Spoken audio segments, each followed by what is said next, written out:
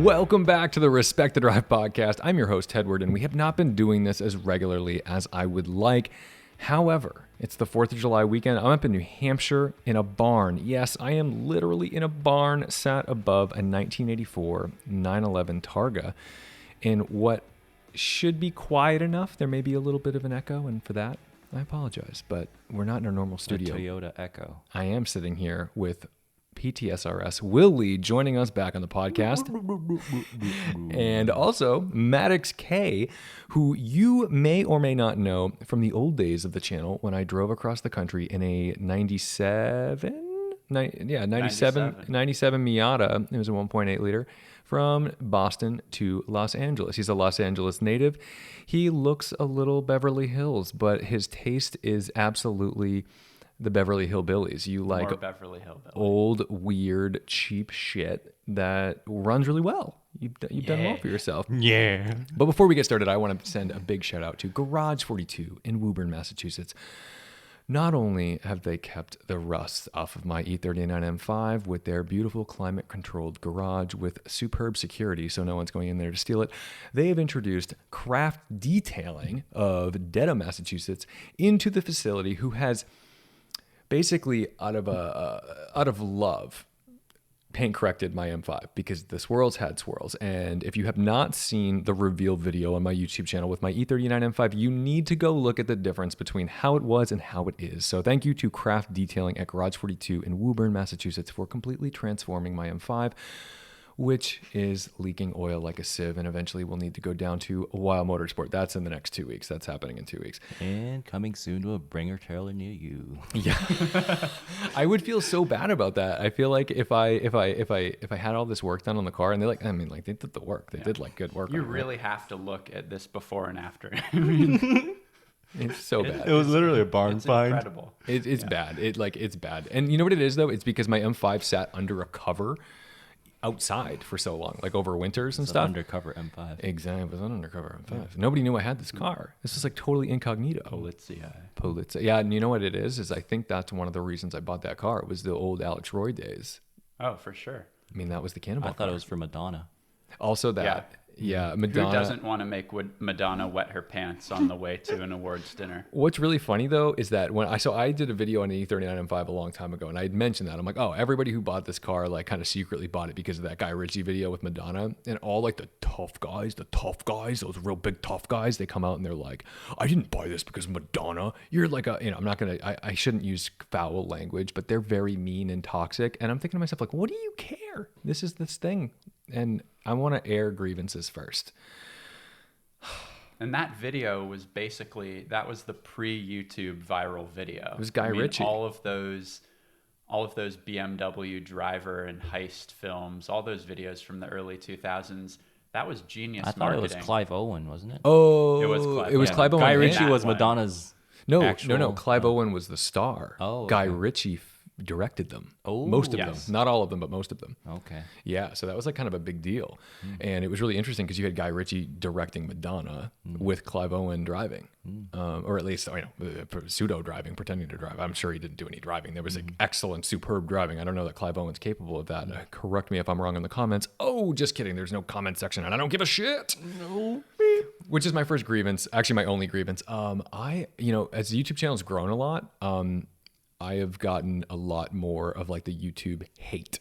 And it's not like a lot. It's single digit percentages. You know, it's like 1% of comments are like really nasty. Subtle flex. But they are mean. Oh my God. And Stradman, James, he taught me many years ago.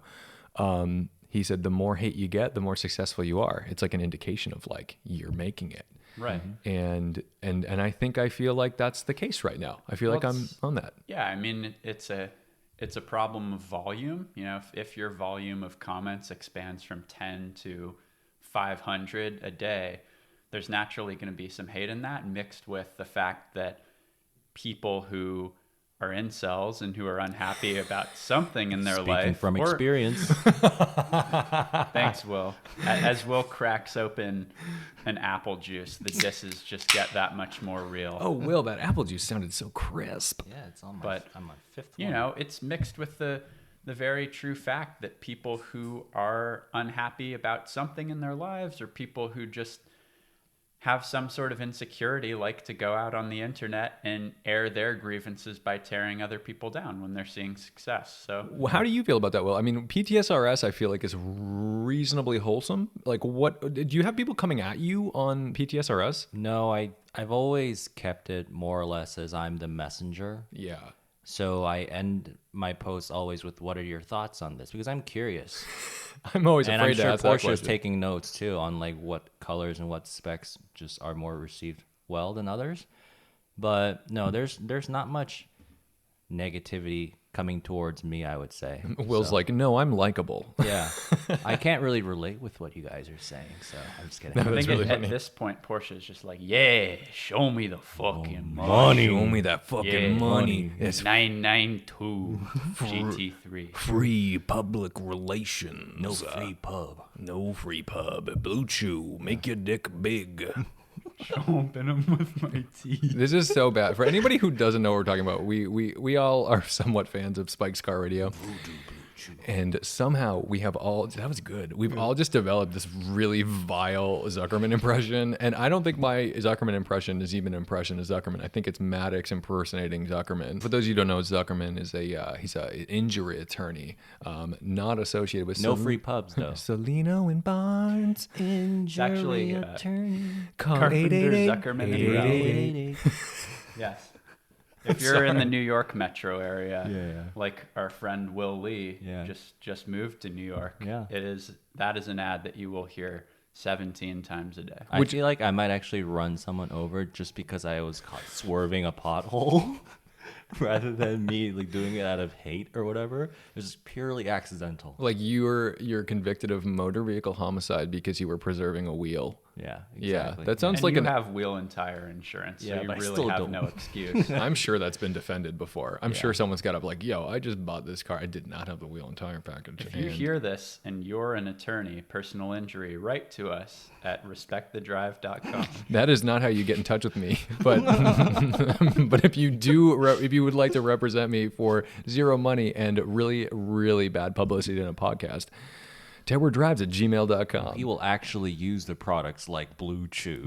We have. Do you know how much Blue Chew we've eaten? We are hard as rocks right now. It is brutal. And it's not because of the Porsches that's downstairs. No, it's 100% the Blue Chew. You can see the before and after on the blue shirt. Okay, all right. So this, so much free pub for Blue Chew. this is really bad.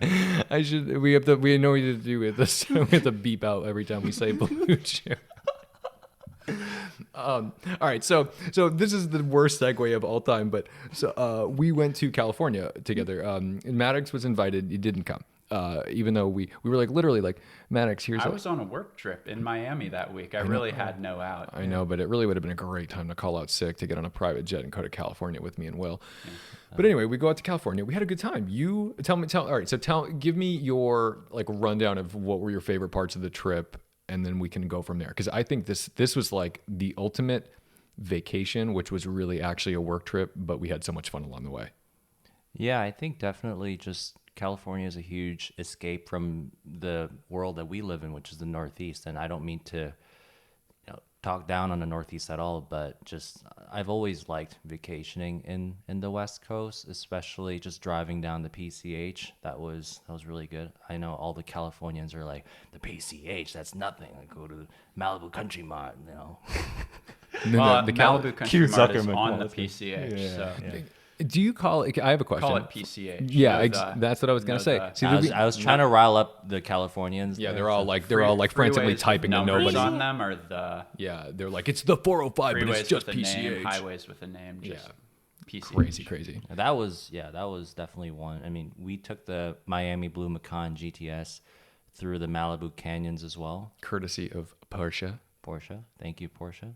And yeah, that thing just boogied, right? We had fun. Yeah, that was a yeah. great car. Yeah. Like we thrashed that car. Yeah. It was great. I think every time I drive a Macan, I come back saying like, why isn't this just my first Porsche? Yeah, it's well rounded. It's fun.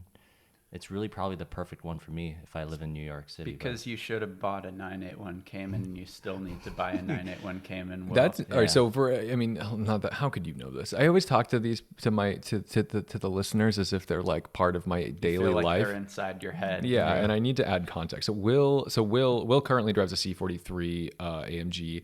Real AMG. It's a real AMG. It's not a C450. One engine, not It's just a V6 twin turbo. multiple men.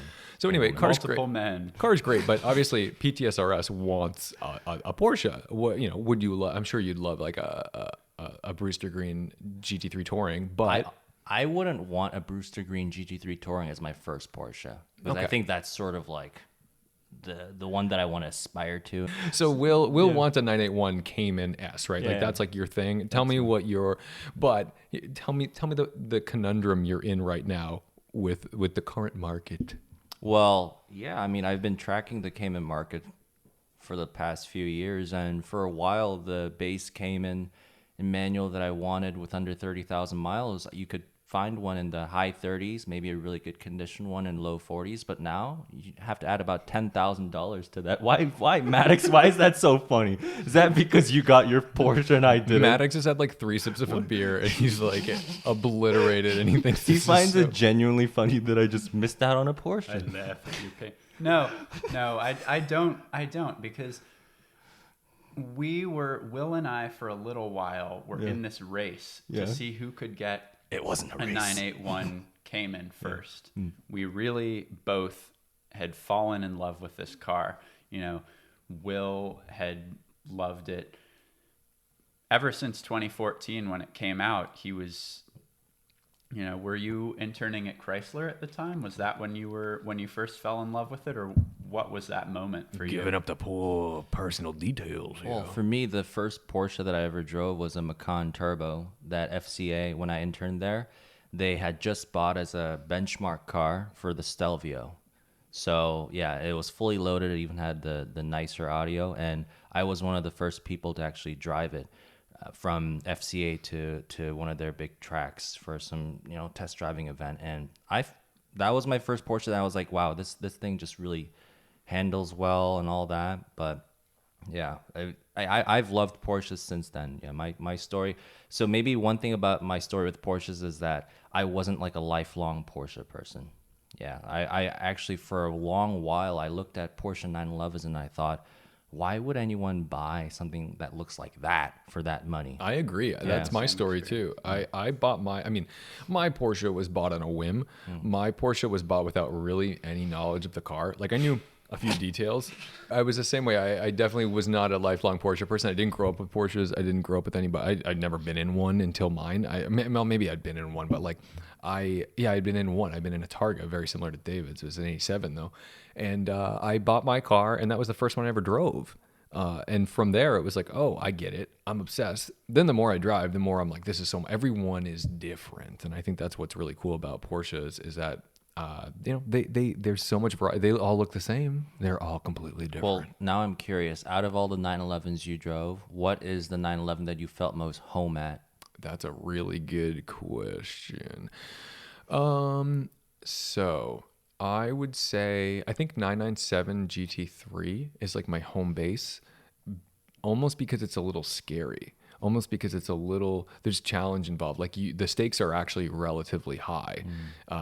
Whereas like you get into 991, whether it's, the fact that I can get into a GT2 RS and like red line to red line to red line, stand on the brakes, chuck it into a corner. And like, yeah, I'm leaving room on the table. I'm not going to go and say I'm driving 10. Of course, I'm not driving 10 tenths in a GT2 RS, but like, the fact that like I can get in that car and within 20 miles do an entire video, get used to the car and show you what it's like to drive is like mind blowing. Whereas like a 997, I felt like that car, I feel like I needed to learn a little bit, but as you learn it, the more rewarding it gets. And it's also a little bit of a challenge the whole time you're driving it. Whereas like for the most part, 991 and 992 drive like great Volkswagens at low speeds. They drive like, I mean, if you've driven a Mark 7 GTI, you kind of know what it's like to drive a 991 GT3 at like normal speeds around town. Like steering weight's up normally. It's easy. Then you get it up over 7,000 RPM and the whole world unleashes for you with the car. And obviously you get a vibe for like the suspension. And if you're in a RS, you get a nice healthy dose of downforce with it as well. But yeah, so I think I'm most at home in a 997, like because because it's not. Oh wow! And the other thing, I love a 996. Maddox is 996. So you bought this incredible 996 for. I'm just gonna release the cat out of the bag, around 12 grand, somewhere in that ballpark. 11.5. 11.5. And this car, while cosmetically the paint is a little rough, whatever, mechanically this thing is outrageously good. And I've also put about 5 into it since I bought it, but none of that was, I mean, it was brakes and tires and just consumables, as well as kind of redoing some of the exhaust stuff. So it was pretty much all there. IMS was done on yours, right? IMS was Oh, done. yeah, gotta Clutch do that. had been Yeah, done. Yeah. You know, the seat bolster on the driver's side looks like a T-Rex. Kind of took a swipe at it. I didn't even notice it though, because so we drove it together, me and Will, because Yeah. we were at a car show and you said, why don't you take it out? Will's like, I want to go. So Yeah. we jump in the car and I didn't even get out of the parking lot before I said, I want this. Yeah. It was great. And I've been with Tom in a bunch of cars. Tom doesn't say that often.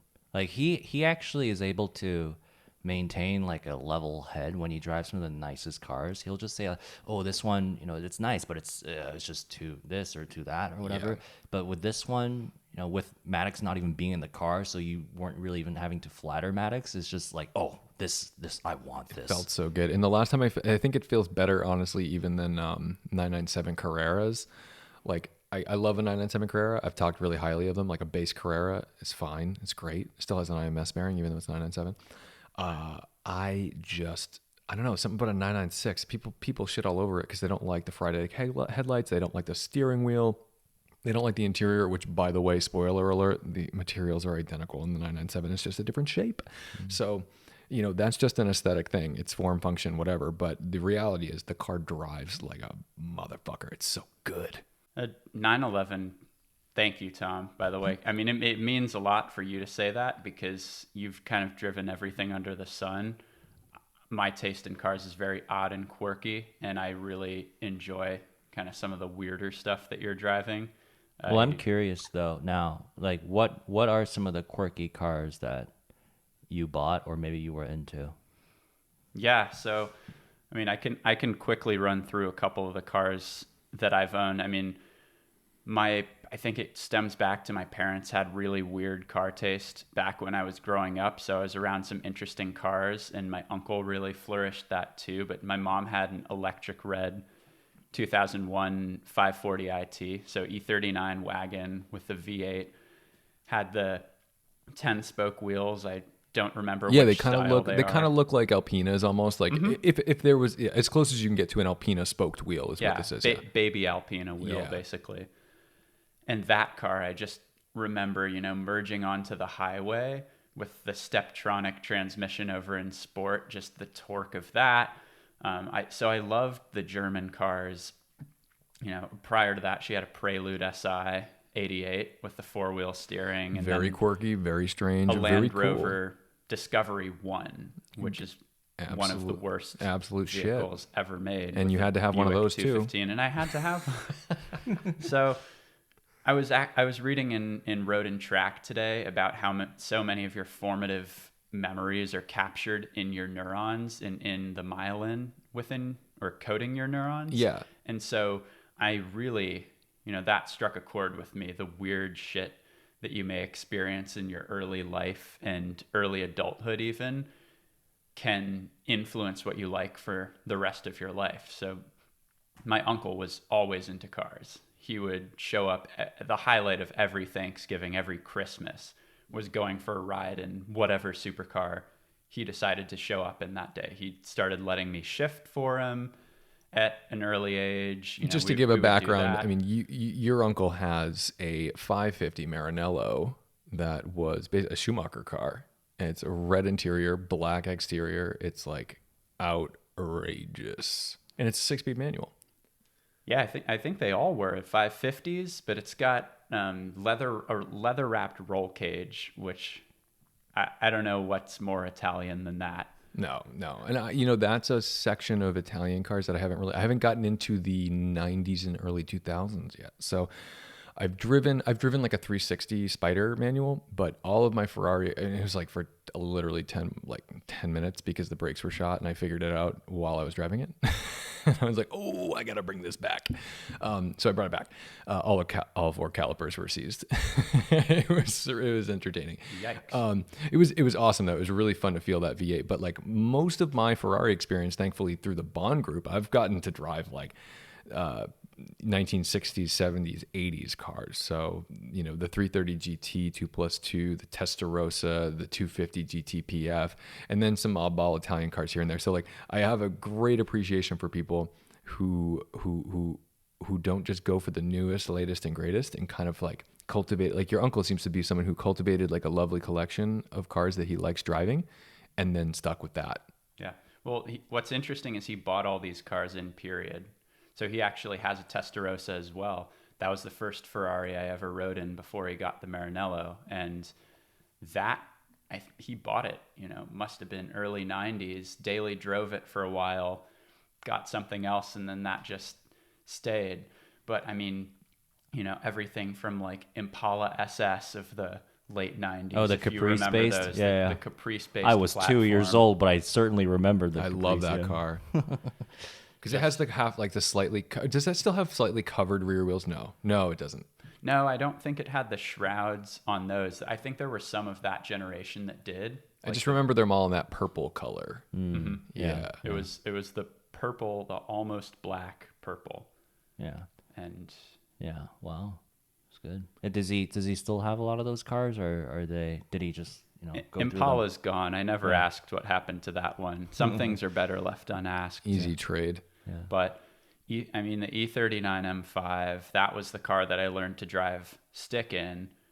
That's such a Beverly Hills comment. Well, this was 2014 when I was driving that car. I'm a little younger than you, Will, a couple years, but this was 2014. Weird so I flex, think all okay. the cops were wondering why this guy was driving an M5 with faded paint, accidentally doing burnouts at stop signs in parking lots. So. I feel like that would have been like a normal scene in Beverly Hills, though, is like some good looking blonde kid driving around in like a fast car, and just anywhere else in the world that would be out of place, and like, oh, we should probably look into this. In Beverly Hills, they're like, that car's like 5 years old. Oh, it was too old and too beat up. That's why it was suspicious. All right, so let's go back a little bit to California. So we had a lot of fun in that Macan GTS. What were your obviously it would have been better in like a 981 or the 718 came in Boxster, I think but the Macan was great too. and I think it really did the job, because we also, you took it up to Good Vibes Breakfast Club with our good friend Jay Ryan and Nicole Ryan. We met Magnus Great up there. people. That was kind of cool. That was a fun event. Yeah, it's just, again, stuff that you just don't see in our part of the country. Just on a Friday morning, before going to work, they go up the canyons, and yeah, it really is just that good vibes. Just there's no pretentiousness, at least from what I've noticed. People just show up there and they just talk. It's like a cars and coffee, essentially. What I'm fascinated by too is the way you can have like not car famous people, but real famous people at these events, like Malibu Kitchen, right? So we go to the Malibu Kitchen Cars and Coffee at It's not a cars and coffee. I mean, you're right. It's not a Cars and Coffee. It just is somewhere where a bunch of people are going to be. Not an official sanctioned event, but it is. And the people that show up there, I mean, you'll have Spike Feresten, you'll have Jay Leno, you'll have occasionally Jerry Seinfeld. It's just me, Jay Leno. Just pulling in a Duesenberg. It's a doozy.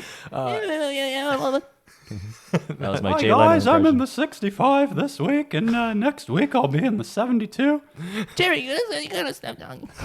Oh my God, this is wonderful. Jay, you gotta drive this. You gotta drive this. What's wrong with your voice? What do you have for dinner?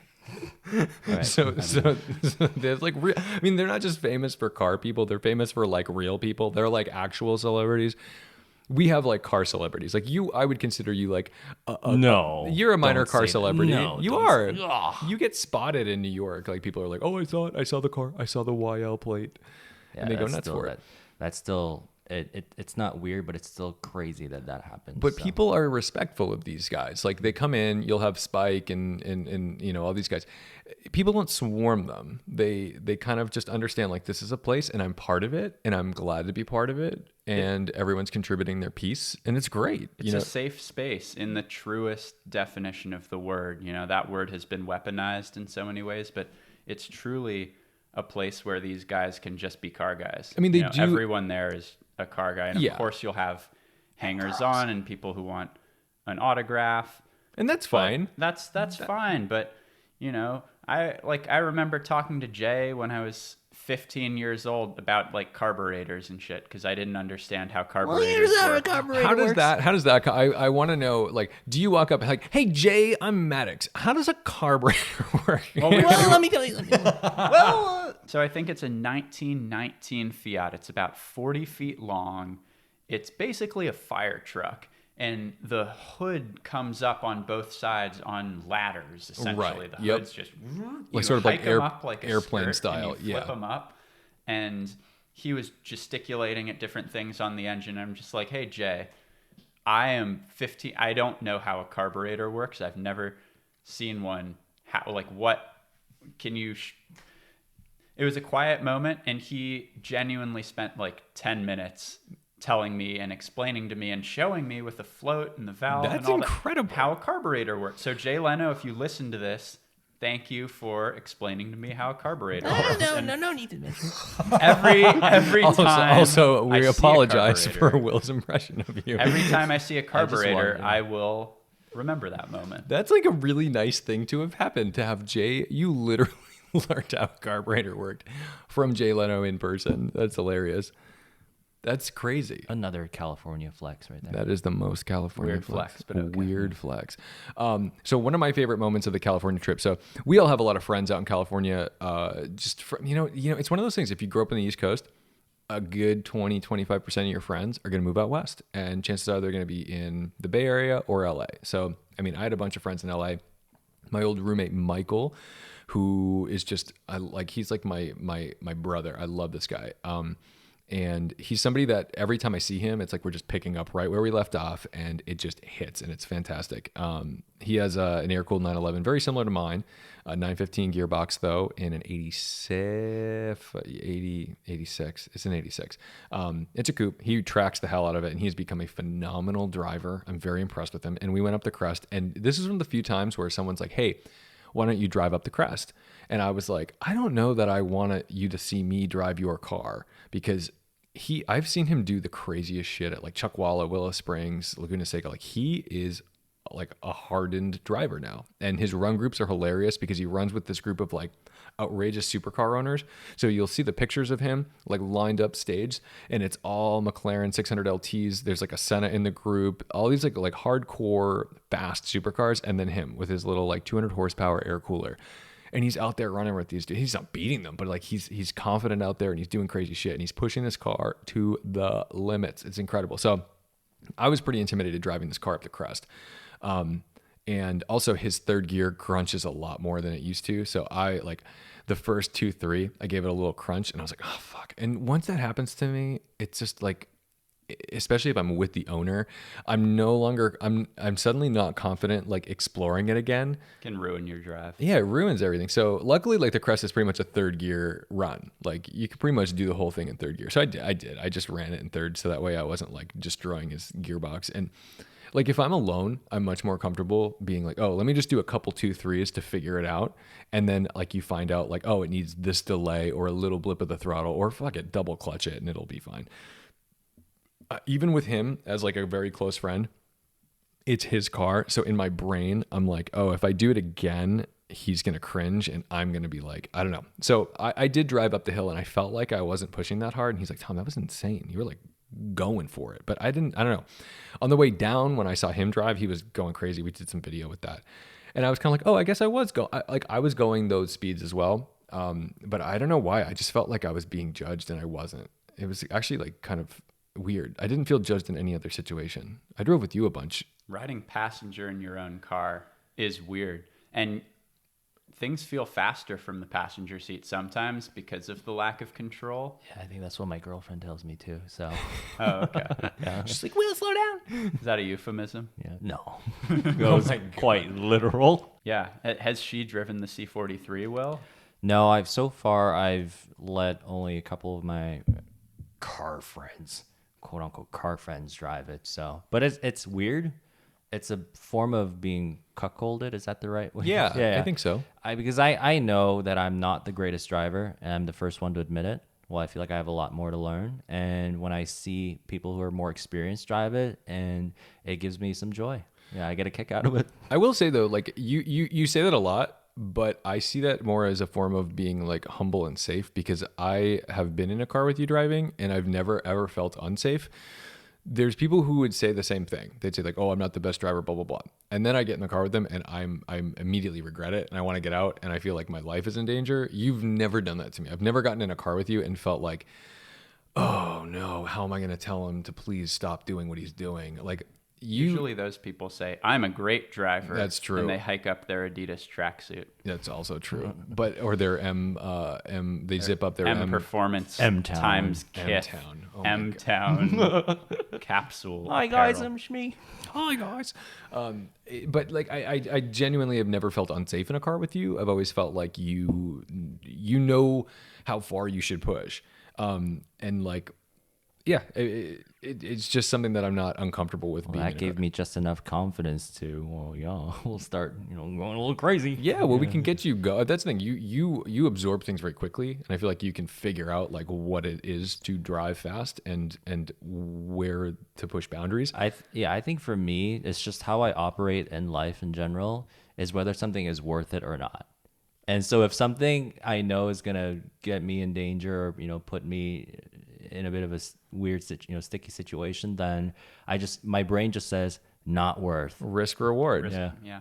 That's all it is. Yeah. And I like everyone has pushed the boundary of risk reward, and a lot of people have been lucky. Most people are lucky enough to go too far without the consequence, but recognize that the consequence was like imminently close. Mm-hmm. Or have the consequence be something that's not life or death. What was it like for you, Maddox, growing up in Los Angeles, where you have some of the most incredible canyon roads, some of the most dangerous canyon roads, and some of the most, let's say, confident drivers egging you on, or as a young person? I mean, how do you drive out there without dying as a teenager? I crashed my first car on the Snake. I was 17 in the wet, crashed my first car on the Snake going downhill. What car was it? It was an Audi A3 TDI. It was my mom's car. Then it was my car. I actually did a one take with Matt Farah in that car where he exclaimed about how slow it was, but I felt good because he told me the chassis was set up decently.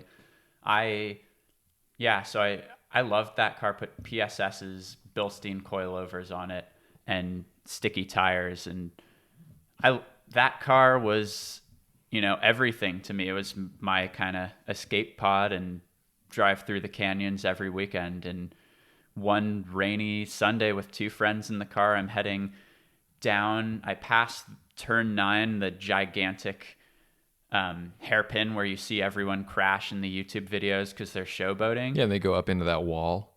Right. Into the little trench and then boom, wall. Exactly.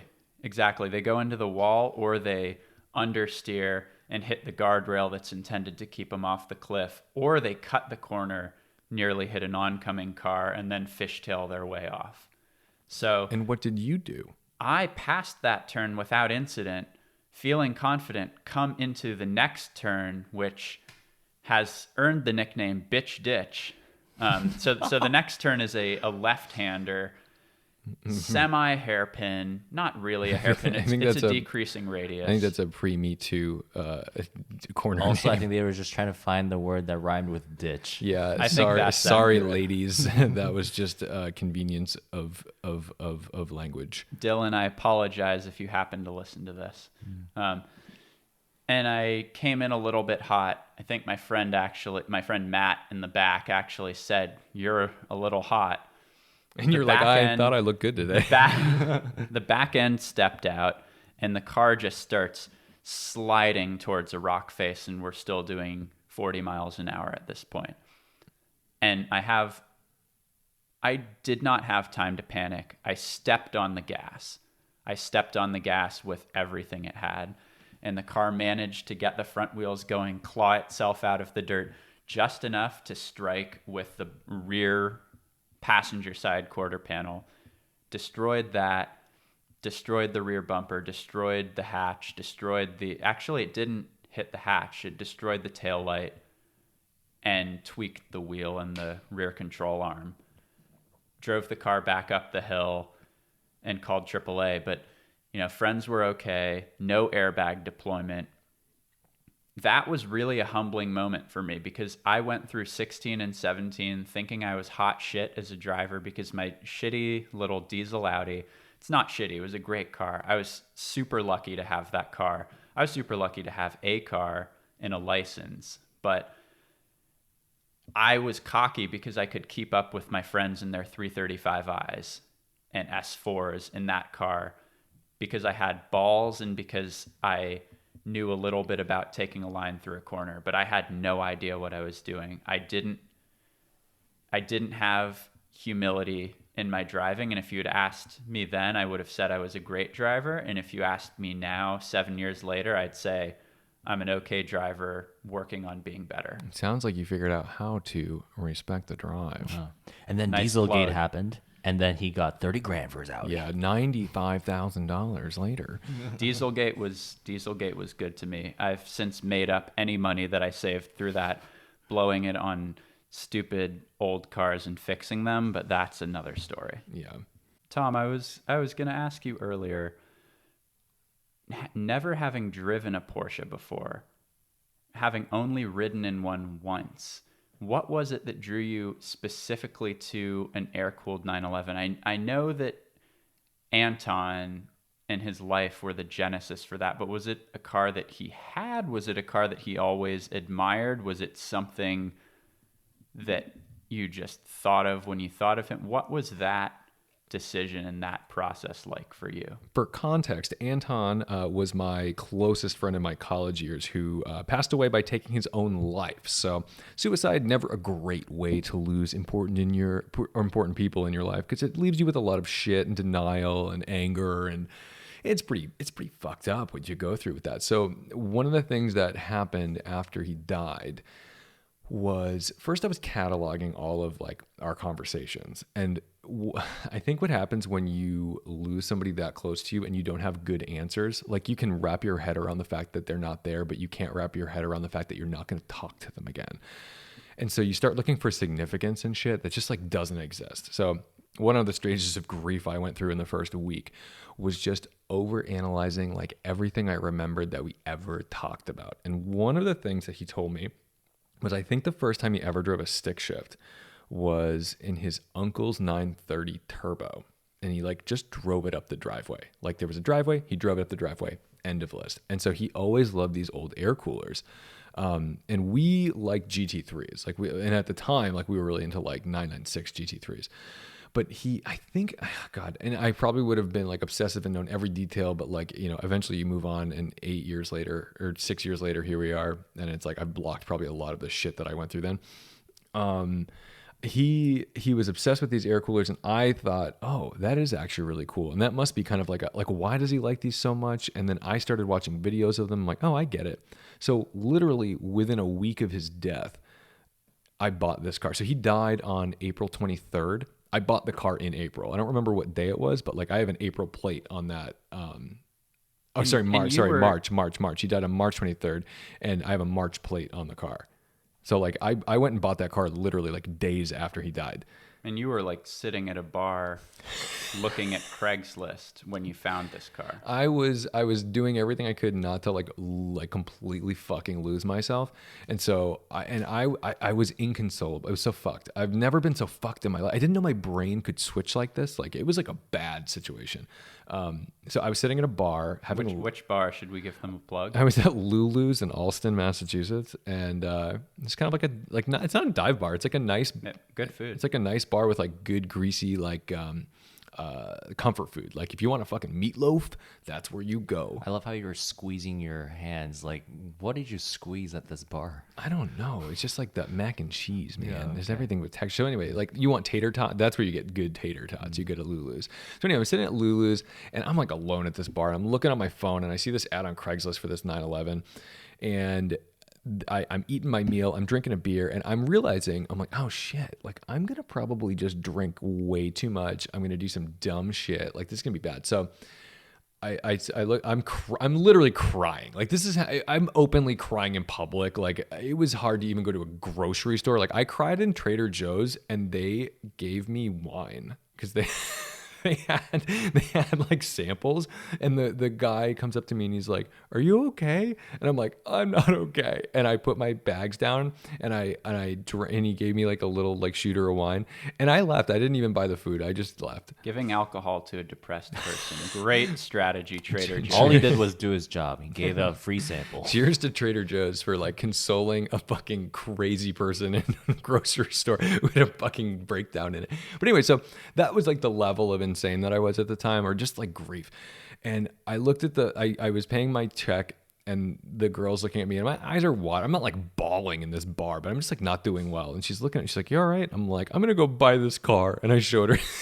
I did. Weird flex, but okay. Yeah, she's like, What was her fuck? response? Was she into it or not? She was really? like, "Good for you, honey," or something stupid. I don't know. It's like she didn't give a was fuck. not having That's it. the thing is, you know, TV teaches you that if you're like having a rough fucking time, like the right people are gonna step up and like help you and shit. Like some fucking strangers. I mean, at Trader Joe's apparently they do. At a fucking bar they don't. They're like, pay your tab and move on. Please buddy. leave. So anyway, I called the guy who's in Rhode Island, and I went down there, and I walk into this this like storage warehouse. Kind of looked like what old Rentscott looked like. It was just like a big, like, you know, a big roll up door with a nice big space and an office and a bathroom.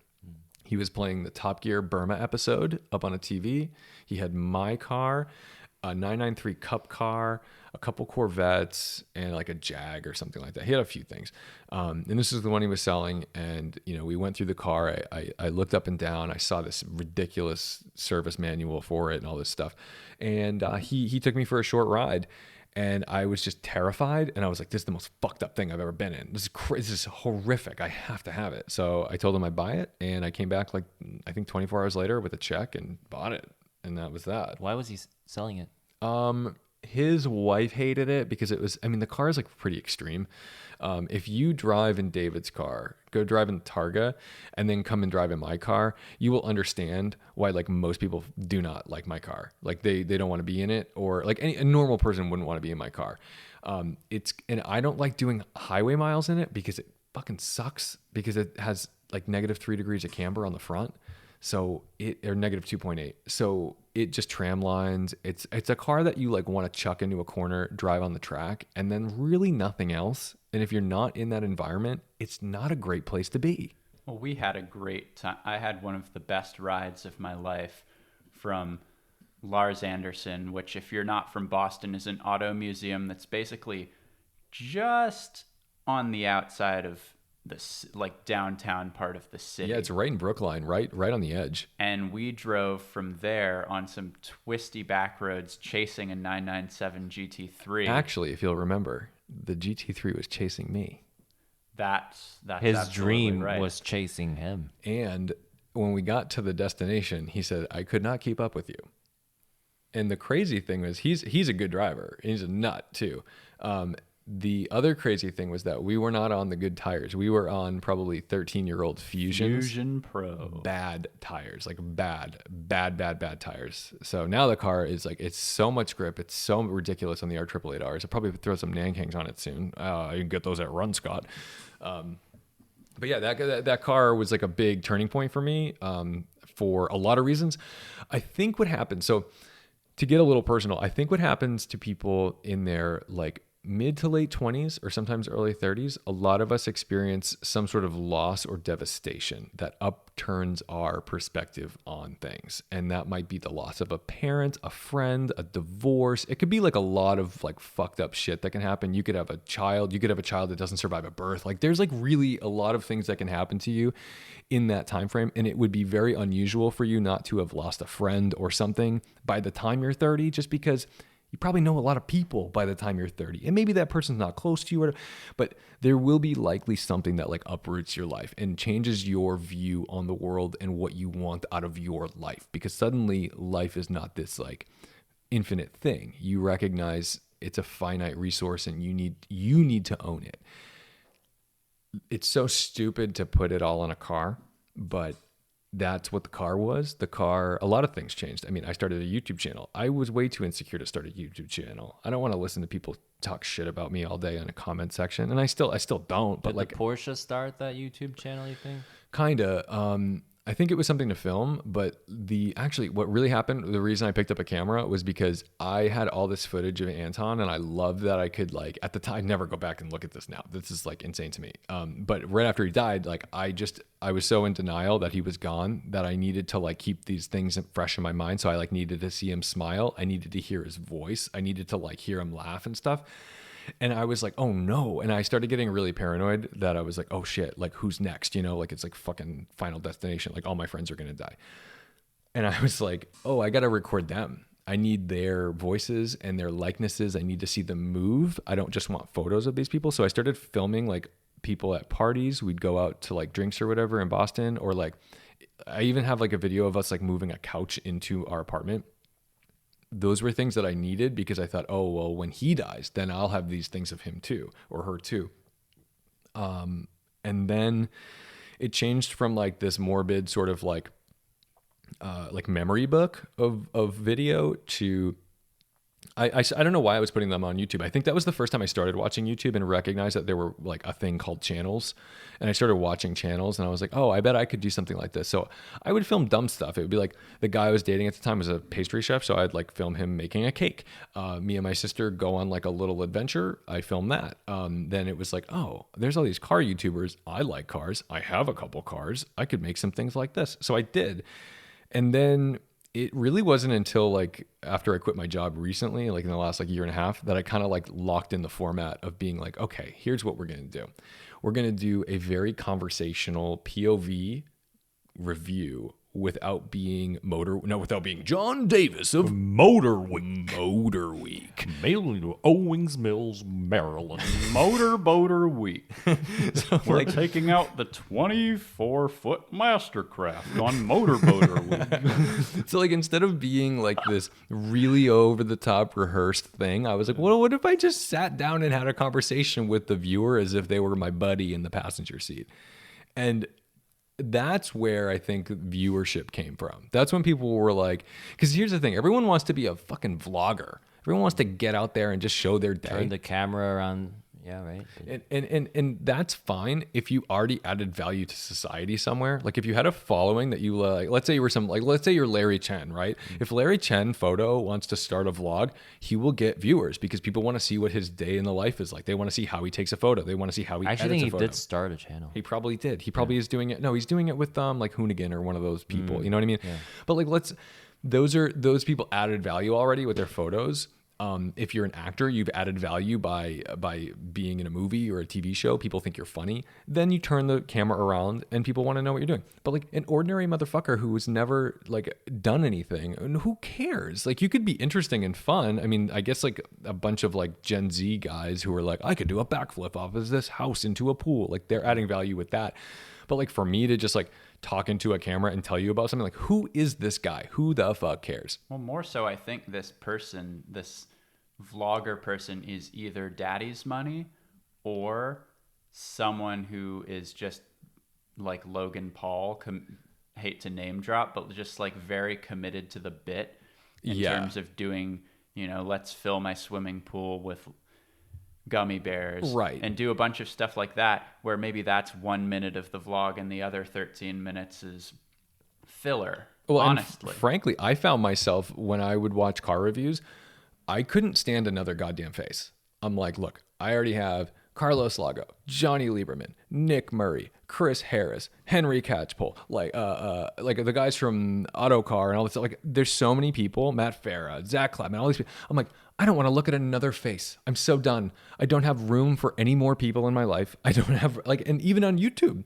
And I'm like, well, what if I don't have to be another person in their life? Show me the fucking steering wheel. Right. So I'm like, why don't I just show something that they're not showing you? They're not showing you this. Oh, and by the way, other than Chris Amos, most POV content is like the worst driving I've ever seen in my life. Like bad driving. And also, I think most of the POVs, I mean, the Winding Road POVs that I grew up with, they were all just quiet, right? I mean, the whole point was like you get a feel for you just driving without any distractions. And I mean, when you started talking in your POVs, I think you got some comments from people who were like, why are you stop talking? Shut the fuck up. Shut up.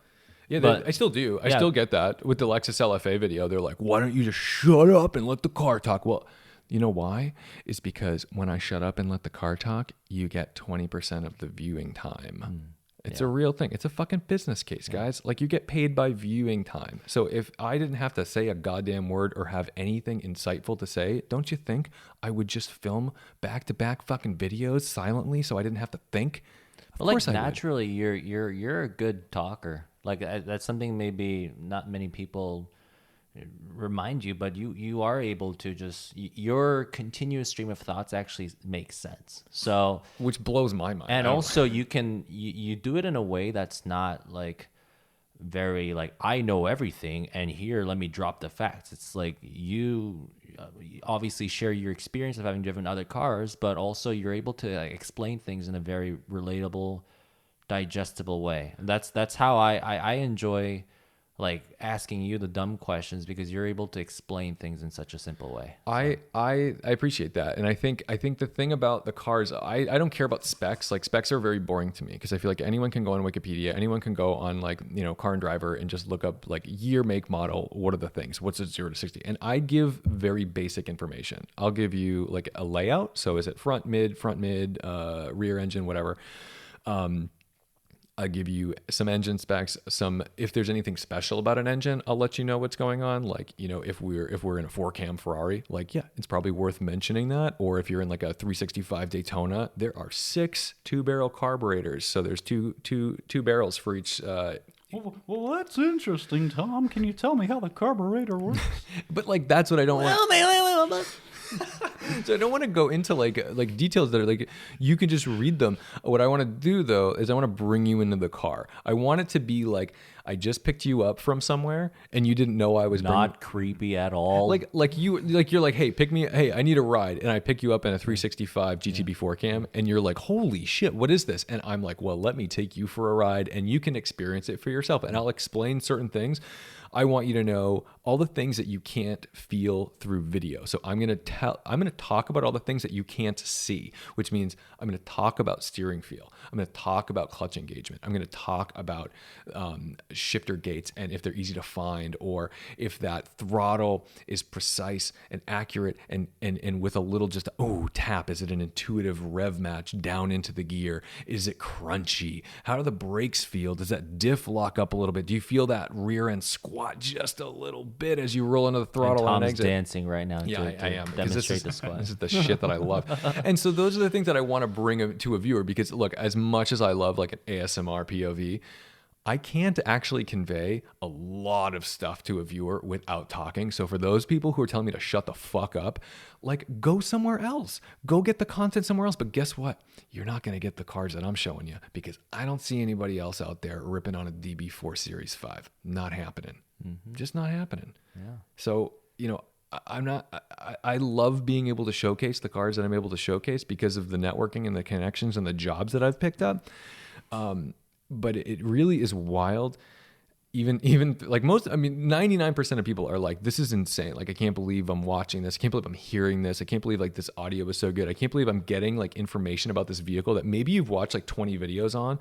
Everyone's watched like 100 LFA videos. I don't think anyone actually knows what it's like to drive an LFA.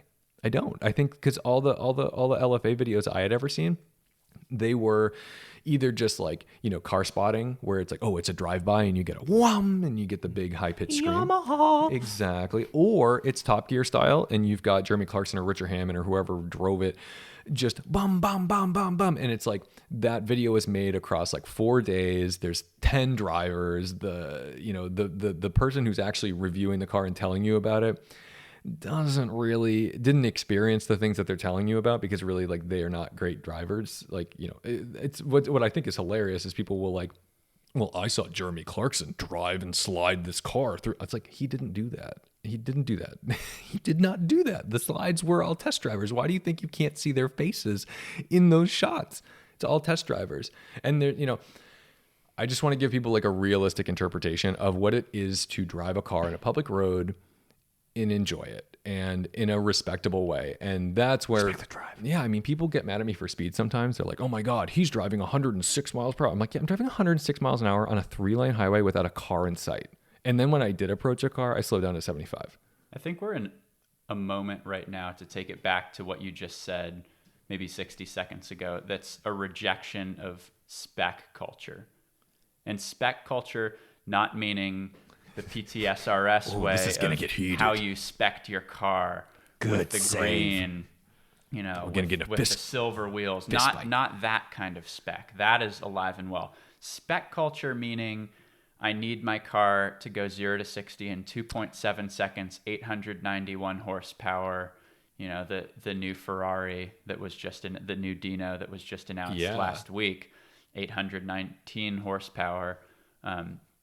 I think we're in a moment that's a little bit of a rejection of that, with things like the rise in price of older analog cars, even Road and Track doing an issue fully on analog cars, all these online publications and outlets, and Your Success, which have all sort of celebrated these cars that on paper are nothing special, would be outgunned by a Camry 4-cylinder. But they give you that fizz, to put it as James May would, or they have something, unique in their layout, in their construction, in the way that their engine functions. And we're realizing that we're probably 10 years away from full electrification. And I don't want to say full. That's a controversial statement, because we've got a lot of build out to do in terms of infrastructure. No, but I think we'll be in double-digit percentages of cars on the road that are electric. Right now we're at 3%. So I think we'll probably be at that 12 to 15% not long from now. Well, Canada just announced that they're banning the sale of Ice combustion, cars. cars by 2035. Yeah. And all these things, yes, you can roll them back, but as bellwethers, they show the way the tide's turning. Agreed. And I'm not, I have a hard time with this, because I like a good electric car. Hell yeah. Like, I think, to me, honestly, like driving a relaxing, docile electric car is like so good. Like if I got to drive, quote, drive to work, like I drive like 50, when I go to pick up these cars, I'm usually driving like 50 miles to go get them. Doing it at M3 sounds great, because everyone's vision of what it's really like to drive these cars is like, oh, he's ripping around these mountain roads and he's red line. I'm like, dude, no, my exposure I need to lessen my exposure. I drive like 72 miles per hour. I literally drive 72 miles per hour fucking everywhere. So anyone who thinks I'm a maniac, I'm like anyone who sees me on the highway is passing me. I've gotten waves. That is true. I've been there. Yeah. Like I don't drive fast. All right, guys, thank you for being on. Thank you guys so much for listening, supporting the podcast and the YouTube channel through the Tedward Drives Patreon. Thank you to Garage 42. Thank you to Craft Detailing and everybody who makes these things possible. And Maddox, I don't know where you're getting the drugs you are imbibing, but I wish I had to believe. He's just like decked out on Blue Chew. So don't forget to respect the drive, and I'll see you in the next one. Thanks, Tom. Cheers.